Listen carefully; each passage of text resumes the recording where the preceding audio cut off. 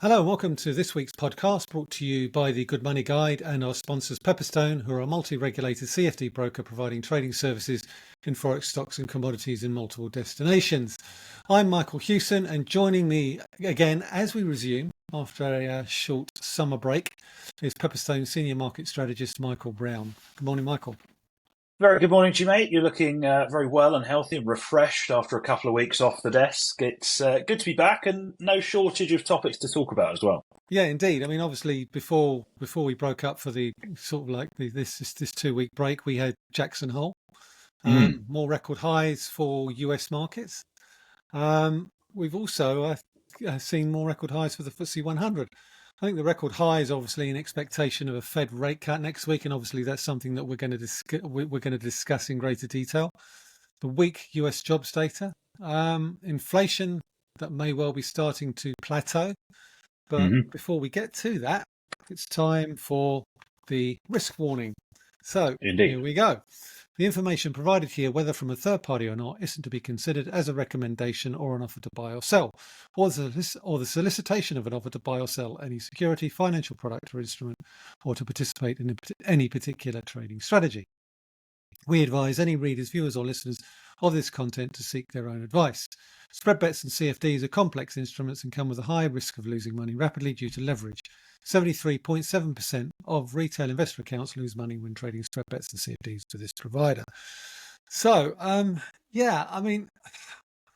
topics, Michael. I mean, obviously, I've been out on the loop for a couple of weeks, so there may be some things that I'm not aware of. But certainly, I think politics is front and center when it comes to the Fed. Obviously, there's the furore over Lisa Cook and the Trump administration's attempts to remove her from post.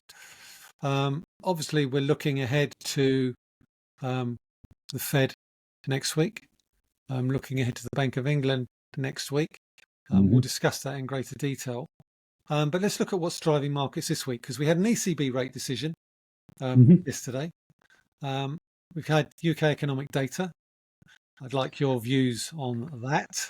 I'm not sure you would. No, I definitely do, because even though I've been away, I think it's hard to ignore some of the headlines that we've seen this morning after a flat GDP reading in July. I'm not sure how insightful that is. These monthly numbers tend to be very spiky in any case. We're going to look back at Nvidia results because I think they were quite interesting, given the shares fell sharply in the aftermath of the numbers, and I didn't really see anything wrong with them. Going to look at this week's Apple event. What do you make of that? Lack of innovation there. The Klarna IPO was a big talking point this week. London missed out again. So there's that. And obviously then we're going to look ahead at next week, the Fed rate decision, Bank of England, UK CPI. Next latest number, the next retailer, and obviously UK retail sales. And I'd like your thoughts on them, assuming they're not delayed like the previous, assuming the previous numbers were. So let's make a start. European Central Bank, what do you make of it? Well, I don't think there were any surprises in terms of what the ECB did yesterday. Obviously, holding rates steady at 2% on the deposit rate, in line with expectations, reiterating in the statement they're going to take a data-dependent, meeting-by-meeting approach to things going forwards. Lagarde at the post-meeting press conference saying that policy is still in a good place. I think it's really just confirming that the ECB are done and dusted with the easing cycle. We are probably at the terminal rate in terms of this 2% deposit rate. That's as low as they're likely to go. The ECB, I would say they're probably going to hold rates there now through to the end of next year, barring any sort of external shocks. What I thought was interesting was that they held rates steady. They're very much implying that they are now on hold for the foreseeable future. But actually, their inflation forecast, not only do they now project inflation to be below target next year, they also now expect inflation to be below the 2% target in 2027 as well, which I thought was interesting for two reasons. One, because that forecast on its own merits would suggest that they need to be easing further, and they don't seem to be prepared to do so. The second reason is because we've spent God knows how many hours on these podcasts and with column inches talking about how inflation's too high in the UK, inflation's moving in the wrong direction in the US. Well, in the Eurozone, it seems like the risks are all tilted to the other side of that coin. Yeah, it's a nice problem to have. But then again, Well, yes, quite. but then again, they don't have any growth to speak of. Yes, well, I mean, hovering around 1% for the next 3 years in terms of their projections is not particularly worth writing home about, is it? I would say that's optimistic when you look at the most recent GDP number, which I think was 0.1% It was, yes. for the most recent quarter. Mm. So, against that backdrop, maybe monetary policy has reached the limits of its effectiveness when it comes to the ECB. But having said that, German markets, French markets haven't really done that much. They've been pretty much trading sideways for the last 2 or 3 months, in contrast to markets in the UK and the US where rates are higher. Explain that. Well, I think it just goes to show that, maybe it's not all a rate story. I think there are a few other factors at play. Obviously, we had this big move higher in, you mentioned the DAX that hasn't gone anywhere for, I think we looked at Segmio since May, effectively. A lot of that rally that we saw earlier in the year was built on hopes of, increased defence spending, fiscal stimulus, et cetera, et cetera. I think it's kind of got to the point now where the market's priced that in and it's now sort of show me story. We need to see that show up in company results, in earnings, etc. The French market, I know the CAC is a little bit like the FTSE, where a lot of the stocks in it are very exposed to the rest of the world, much more than the domestic backdrop within France. But of course, you've had another few weeks of political turmoil and strife within France. Macron is now on to his 5th prime minister in the last 2 years, and this chap faces the same issues that the last 4 have faced in trying to pass a budget that the general population don't want and that the MPs in their parliament aren't going to vote in favour of. So there are a few headwinds mounting there. That's not to say it's all sort of sunshine and roses here in Blighty, but there are some factors to explain away why European stocks have just kind of meandered along for most of the summer. Yeah, sunshine and roses in Blighty. Yeah, we landed at Heathrow on Wednesday morning in a tube strike. Happy days. Welcome to the UK. It's lashing down with rain, and the tubes are on strike again. It's a real welcome home moment, what an advert we have here for the UK, and yet the FTSE 100 doesn't care. It's just hit a new record high. And you can't even explain that. If you look at, there's obviously an inverse relationship between the FTSE and the pound, but cable was trading up near 136 for most of the week, so it's definitely not a sterling story. No, and I'm quite happy that sterling remained fairly strong because I bet you are. it made my pounds go much further in terms of dollars. You don't mind if it falls off a cliff now you're back? Well, I don't really care now. But let's talk about the UK. Economic data, GDP this morning. I mean, I really couldn't give a monkeys about monthly GDP. I know it's a stick that we could beat the government with, but I think the government's doing a pretty good job of beating itself to death, let alone the economy. One thing I did stand out to me was that services actually had a fairly good month in August. Yeah, I don't like the monthly GDP numbers. I was having this conversation with our mutual friend Ryan Paisley this morning, and I don't like them wherever they're produced. I think they're too noisy. They're too volatile month to month to tell us anything. And certainly with the ONS in the state it is at the moment, where they can't produce inflation numbers, they can't produce retail sales on time, the labour market data has been broken for 2.5 years, et cetera, et cetera, et cetera. I would much rather that the ONS turn around and went, actually, we're going to focus all of our efforts on fixing the data that matters, which is those releases I just mentioned, as opposed to releasing this volatile nonsense that doesn't really tell us anything. You are right to say that services had a decent month in July. We kind of knew that anyway, because obviously consumer spending had been relatively resilient. The weather was warm as well, which is obviously a sort of classic excuse. But then on the flip side of that, it was a pretty grim month in the manufacturing sector. Production down by 1.3% on a month-on-month basis in July, and industrial production notched quite a chunky decline as well. I'm loath to read too much into any of this. What I would say, GDP is obviously very backwards looking. If we were to look forwards, and I'm sure we'll discuss this at length over the next few months, we've now got a date for the budget, which is the 26th of November. That is 10 and a half weeks away today as we record this podcast.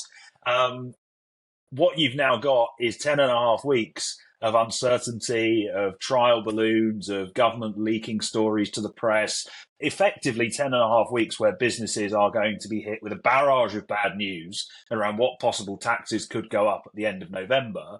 And it's just going to potentially result in the economy being paralysed through the entirety of the autumn. And was I right in thinking, I read a headline while I was in the States that INEOS have basically suspended all inward investment into the UK, Jim Ratcliffe? Yep. And Merck as well. I think there's a headline about Merck, the pharmaceutical company, has suspended its investment into the UK as well. I mean, it's not a particularly great advert for the manufacturing and pharmaceutical sector in general.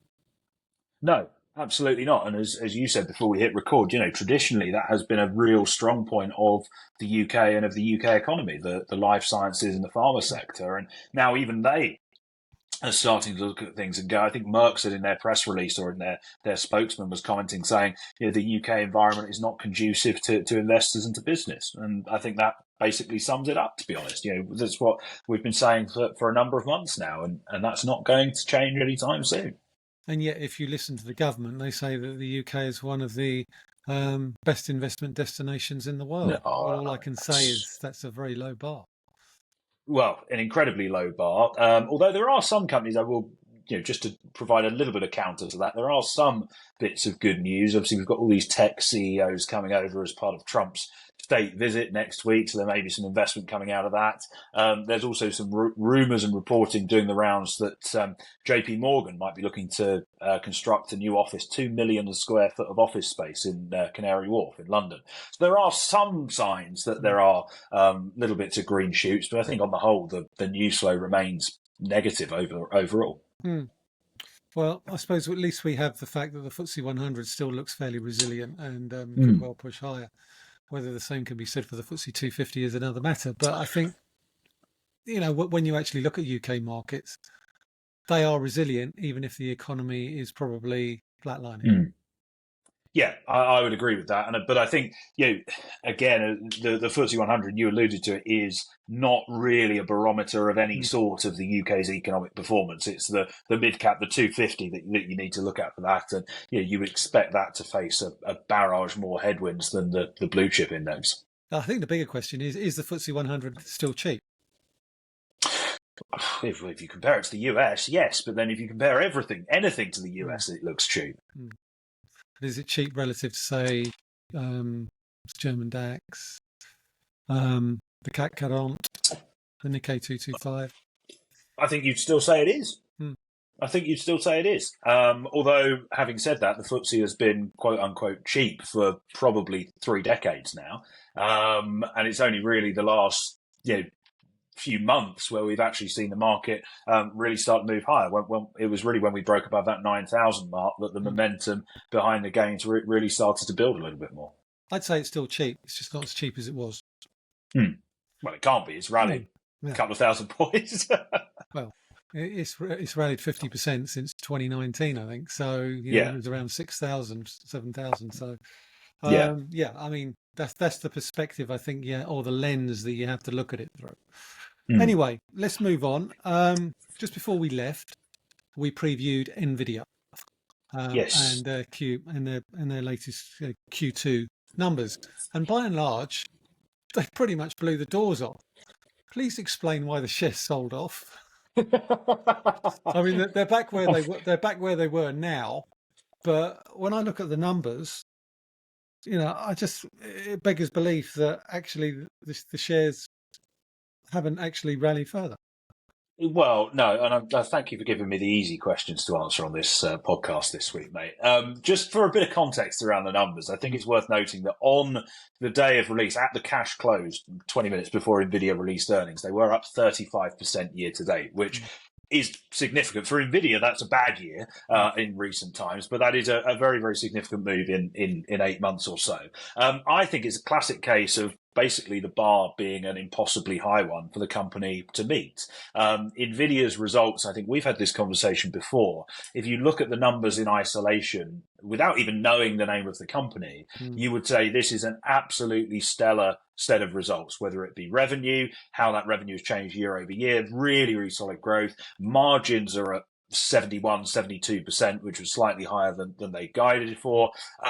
I think it was a classic case of with Nvidia now, the market is always going to want more and it's never quite going to get more. So you almost end up with the earnings trade around Nvidia just being a classic buy the rumor, sell the news, where in the run up to earnings, expectations mount, share price rallies significantly. When those earnings come out, it's then the sell the news event. But as you said, we're basically back to where we were on earnings day now, just slightly below that. So, clearly that was a mere speed bump in a longer running rally.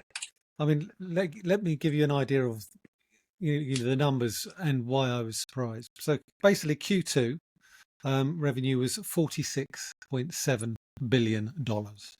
Data center revenue was basically accounted for $41.1 billion of that. Now for Q3, they're guiding for $54 billion of revenue, plus or minus 2%. So that's an 8 billion increase in one quarter. And the guide, of course, does not include, correct me if I'm wrong, but it doesn't include any sales to China. So if they make even one sale to China, then they're going to smash through that guidance easily. Yeah, I mean, basically, it was 56% up year on year in terms of revenues and was achieved with no H20 sales to China-based customers during the quarter. So, and they adjusted their margins higher as well. So, yeah, I mean, there's an awful lot of good news baked into that. But I think even accounting for that significant upgrade to Q3 guidance, you'd like to think that Nvidia management are being slightly conservative. Yeah, I think. So it could be more than that. I think so.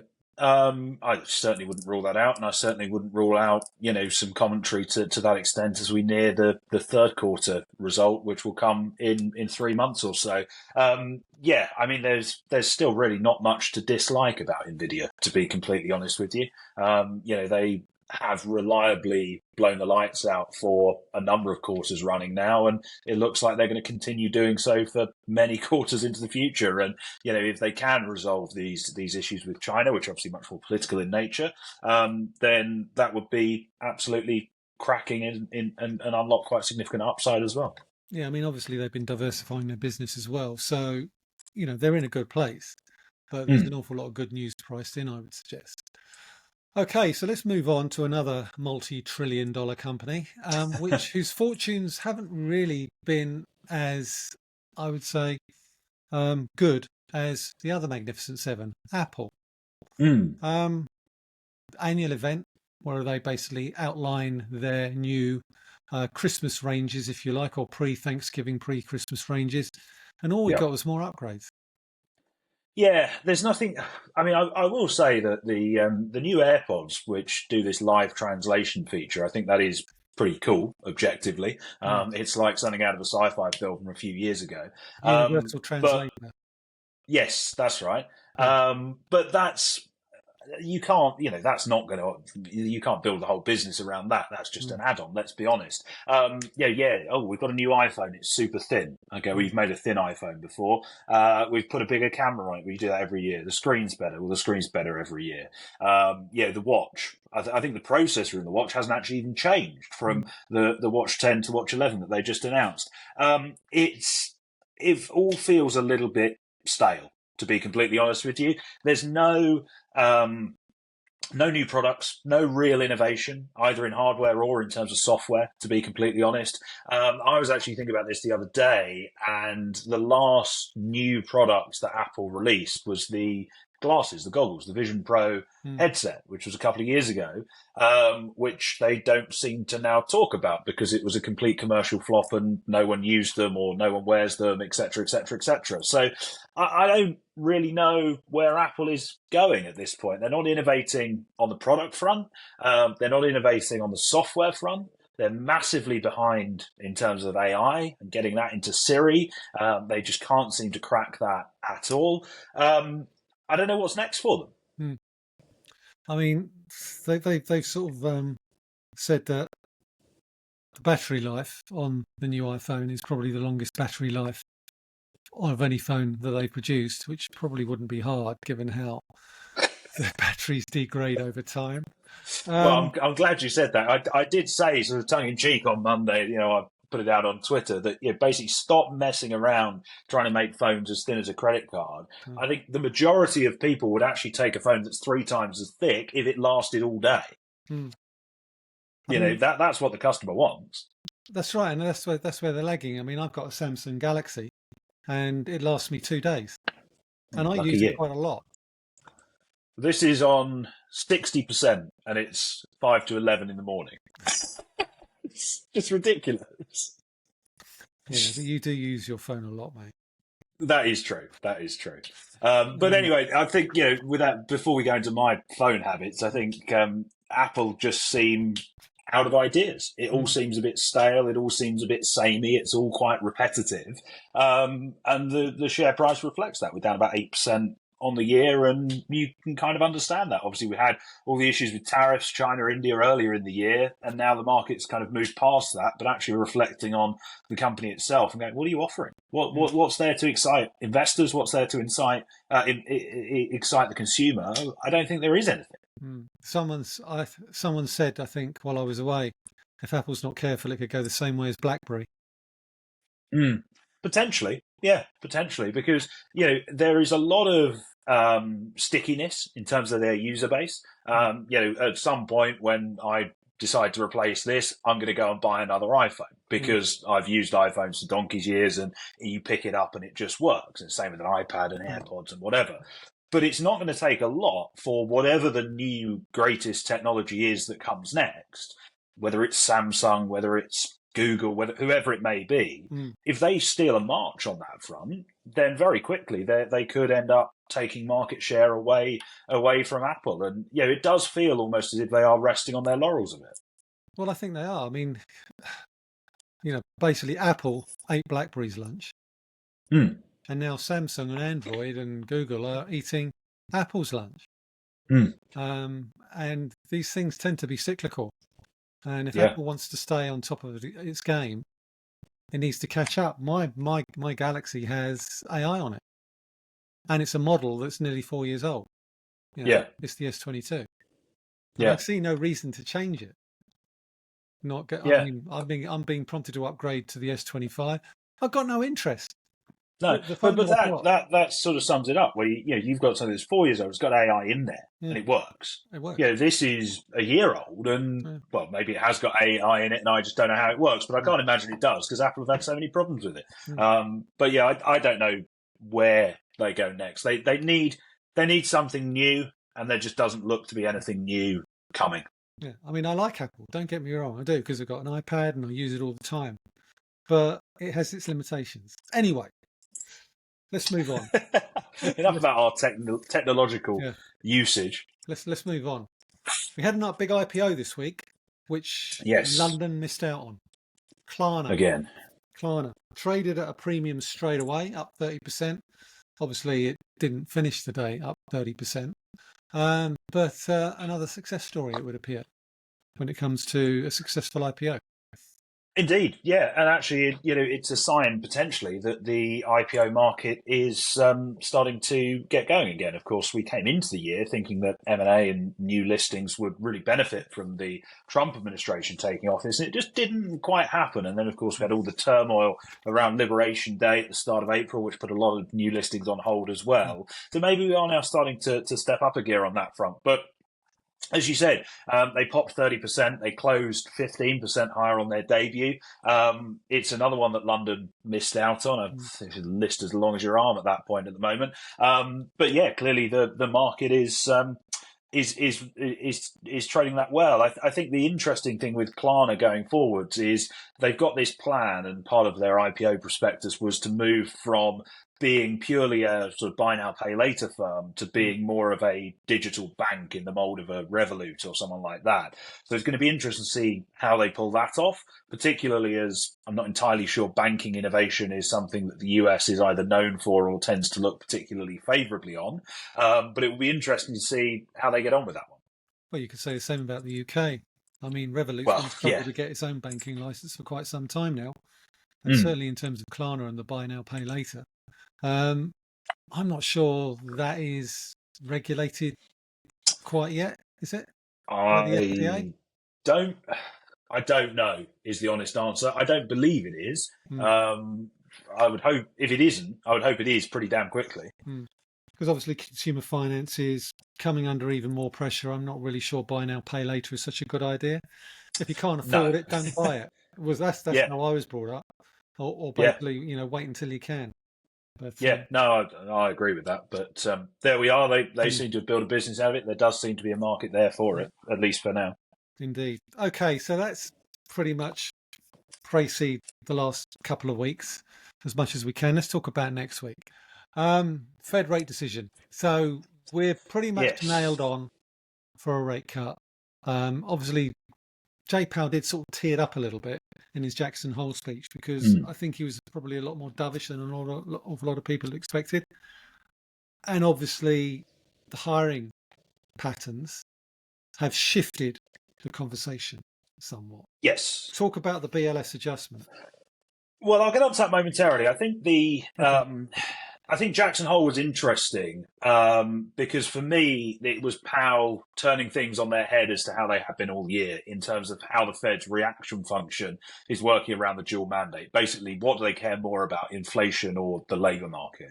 Because pretty much up until Jackson Hole, the focus had been on inflation. It had been on what are tariffs going to do? How high is CPI, PPI, PCE, whatever metric you look at? How far away from that 2% target are they going to get? And does that run the risk of this one-time move in the price level becoming a more persistent inflationary impulse?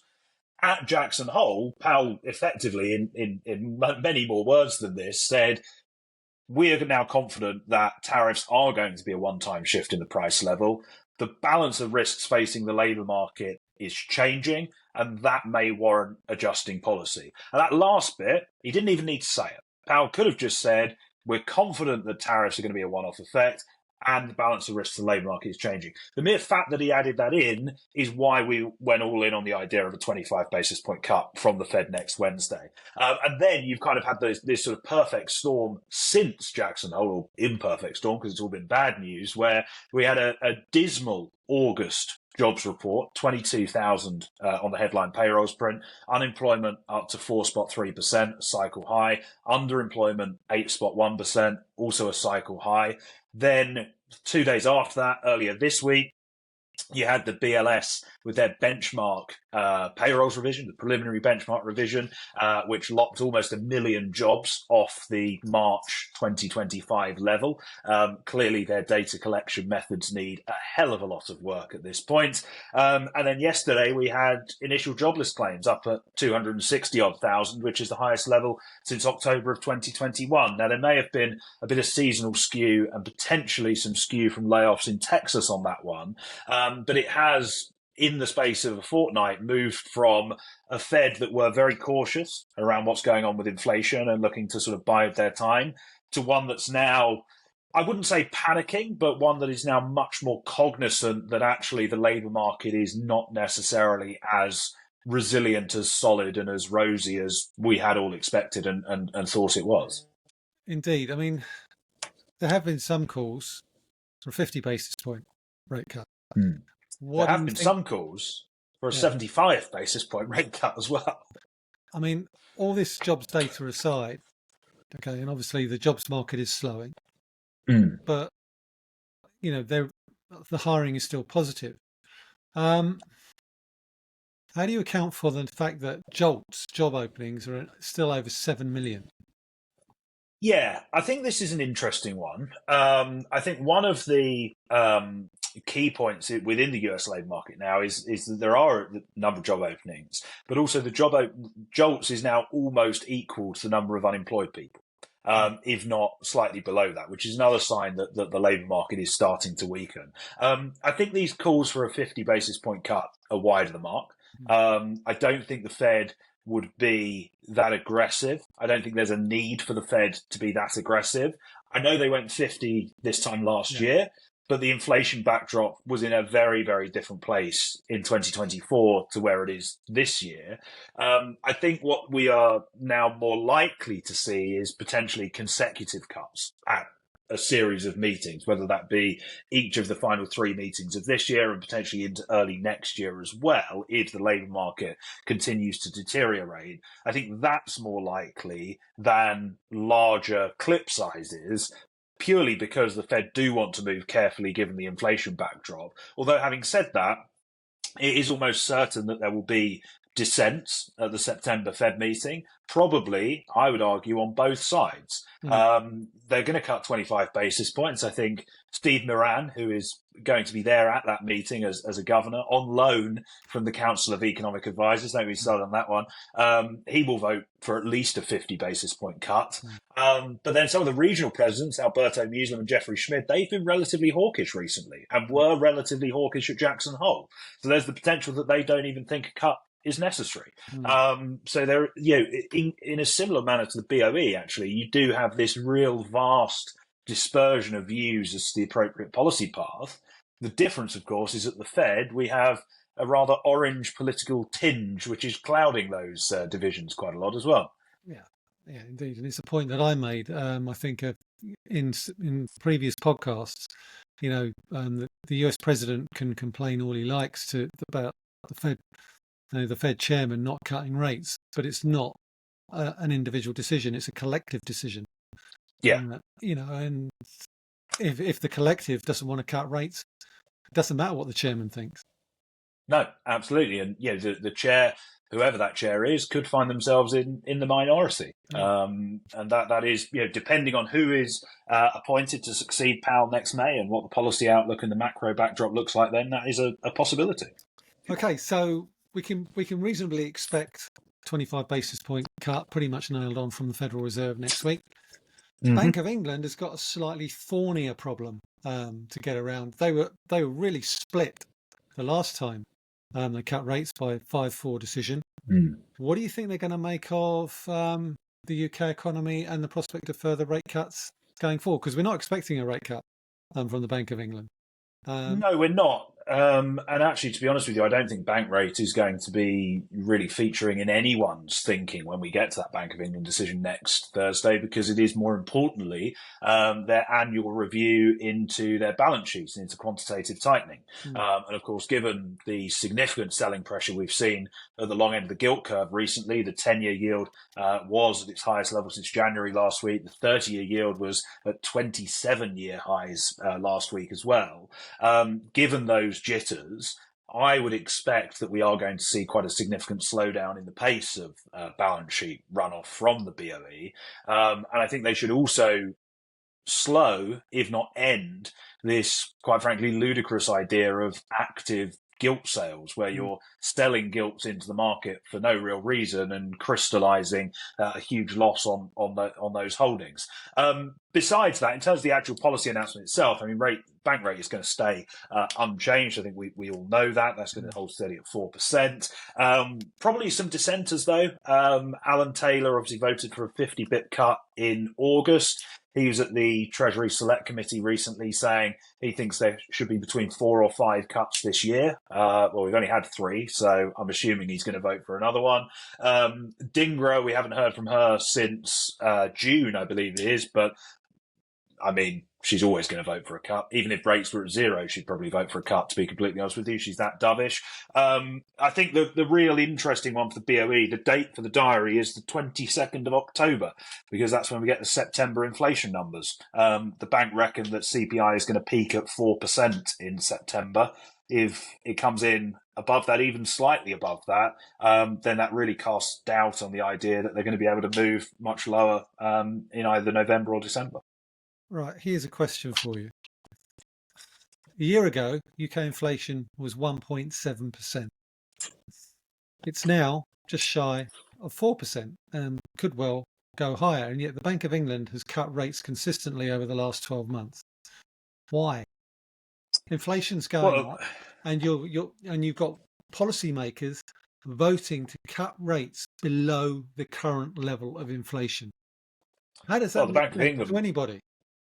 Well, the Bank of England will tell you that they're doing that because they forecast inflation to be undershooting the 2% target in 18 to 24 months' time, and that's what they're setting policy based on. Based on data Uh, from the ONS, which basically is about much use as a chocolate bar guy. I'm not. Let me be clear. I'm not advocating that that's the correct approach. I'm No. just saying that that is the official line they would give you.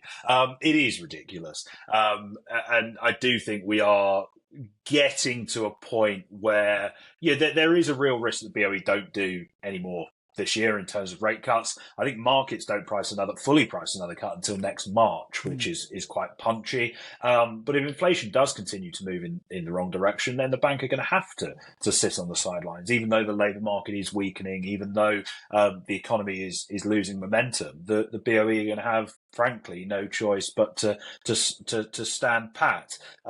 But besides the BOE, we've actually got quite a lot of UK data next week as well. We've got jobs, we've got inflation, we've got retail sales. All of it comes from the ONS. All of it needs to be taken with a bucket full of salt, but it might tell us something about the economy, I guess.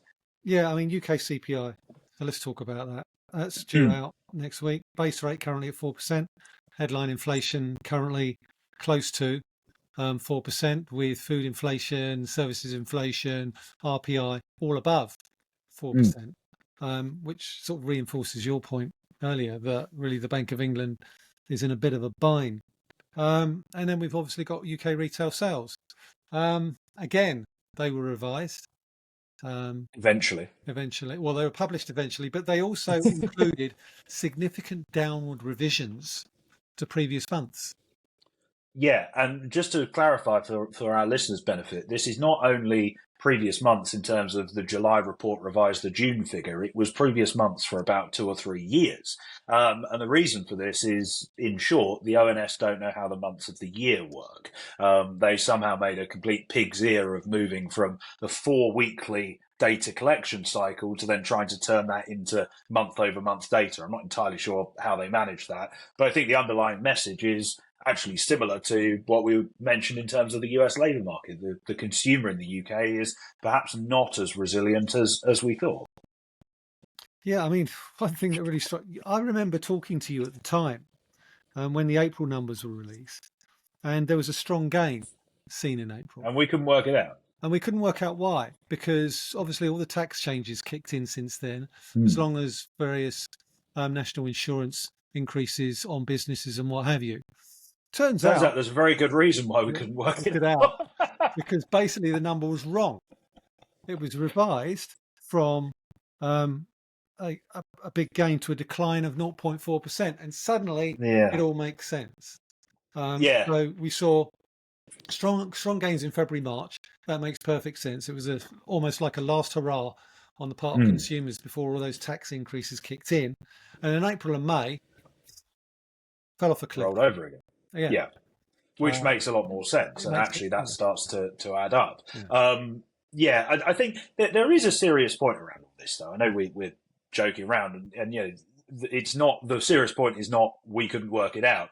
The point is that the Bank of England and the Treasury and whoever else in April was setting policy based on the expectation that consumer spending was really solid, everything was resilient. Mm. Maybe those tax changes hadn't had as negative an impact on the consumer that we expected.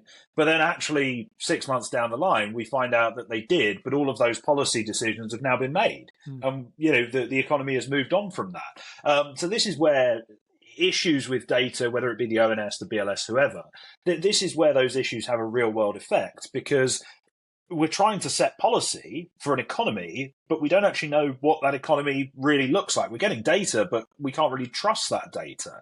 You know, it's a complete mess, to be Mm. frank. And this is why I have a lot of sympathy for the Bank of England when it comes to setting policy, because ultimately the Yeah, arbiter of all of its data, the ONS, um, can't do the one job it's supposed to do.